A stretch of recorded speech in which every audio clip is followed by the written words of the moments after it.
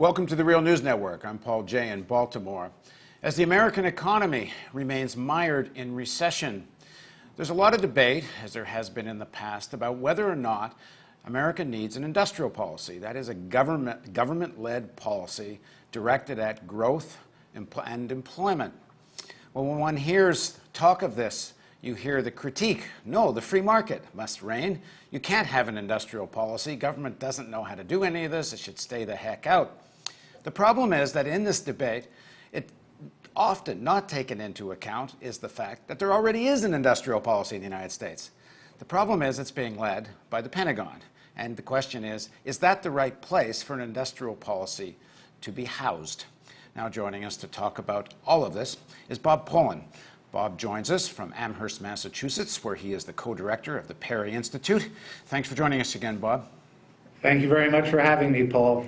So let's start with this question of, is there a need for industrial policy? But let's kind of dig in quickly to this issue that, in reality there is one. It's just people don't talk about it that way.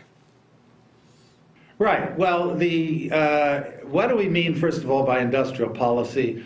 Industrial policy is a range of specific measures that are going to promote new technologies, new industries, that'll be targeted at communities, that'll be targeted at job creation. So it's a whole accumulation of things that go into creating, for example, successful manufacturing industries, and tied to regions, tied to specific technologies, and so forth.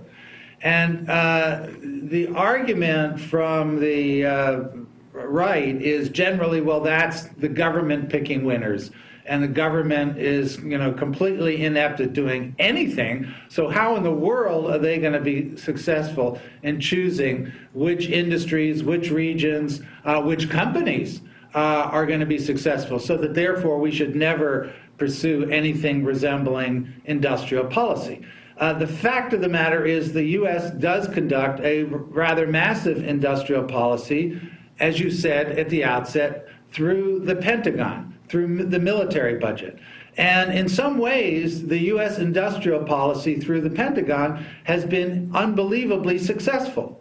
If not for the Pentagon investments in research and development and creating big markets for new technologies, we would not have created a commercial jet aviation industry. We would not have created a commercial computer industry, and most recently, the internet, which came out entirely out of 35 years worth of Pentagon research development and guaranteed markets to create this technology, which is now perceived as having emerged completely out of some kind of free market fantasy.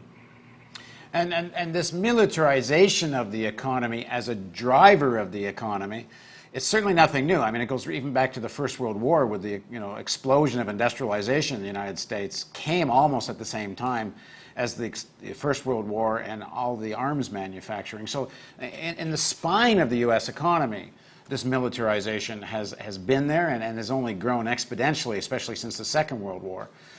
So is that not then, the argument would go, an important part of the American economy, a necessary part of the American economy?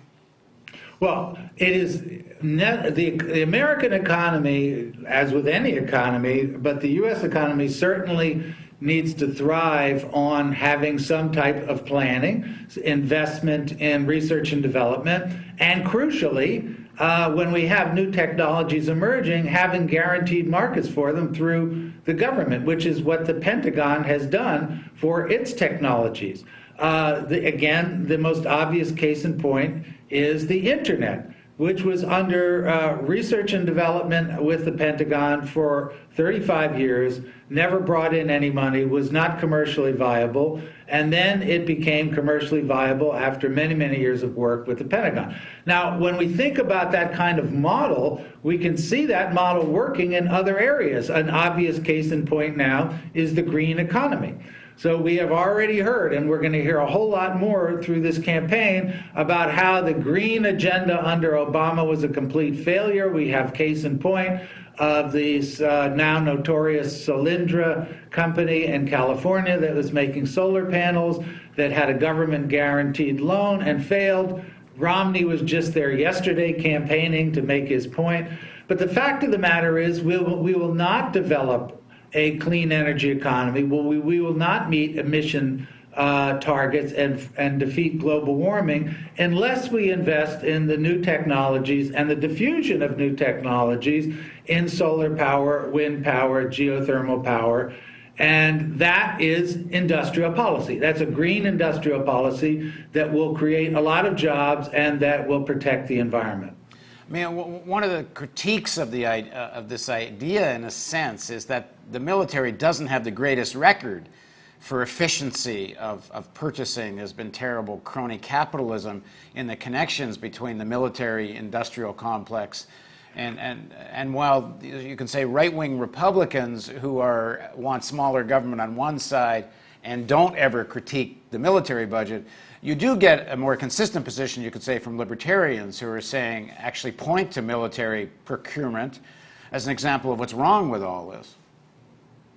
Yeah, well, the military budget does both things.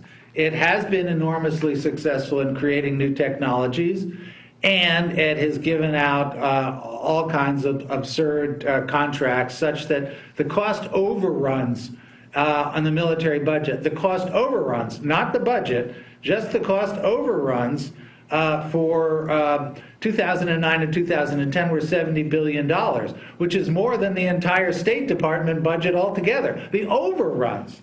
So yes, we do have both things. So at the one hand, yes, you do have to create some kind of control over the budget, and the best way to do that is to have this become more transparent and overseen by civilian review, which it is only doing sporadically and not to an adequate extent. And on top of that, you always have the argument with the military, well, gosh, we absolutely need this because otherwise the U.S. military defenses are going to be too weak. So that's on the one hand. On the other hand, the model of developing technologies and creating markets for these new technologies is, in fact, unparalleled. And so the fact is we do know how to undertake successful industrial policy. Unfortunately, it has only been done primarily through the Pentagon. And if we think about the challenge of building a clean energy economy over the next generation, which is an enormous challenge, the only way we're going to get there is through embracing industrial policy that, in some ways, many ways, are going to have to borrow from the Pentagon model. So the point you're making is that there is an industrial policy, but because it's dressed up in national security, nobody can say much about it. And if you critique it, you're unpatriotic. They say it's defense policy. And what we really need, if we're going to develop in the kinds of technologies, and for example, Solyndra, why did Solyndra fail? Well, there may be many specific reasons why it failed, but the biggest reason is that solar technology is not commercially affordable right now, whether it's from Solyndra or anybody else. And so that if we are going to drive down the cost of generating electricity through solar power, which we have to do, we have to subsidize it. Whether it's Solyndra or some other companies or strictly within the government, that's industrial policy. And so that has to be done in an aggressive way, as it's being done in Germany. I mean, Germany has said in 20 years they're going to be run 100% on renewable energy. And Germany is a U.S. living standard, basically. So if Germany can do it, and by the way, there's less sun per hour of day in Germany throughout the country than in the United States. So if Germany can do it, then the U.S. can do it, but we have to be focused on it as an industrial policy. Okay, in part two of our interview, we'll dig into a little more militarism as an industrial policy and start to talk a little bit about what an alternative industrial policy might look like. So please join us for the next segment of this series of interviews with Bob Poland on the Real News Network.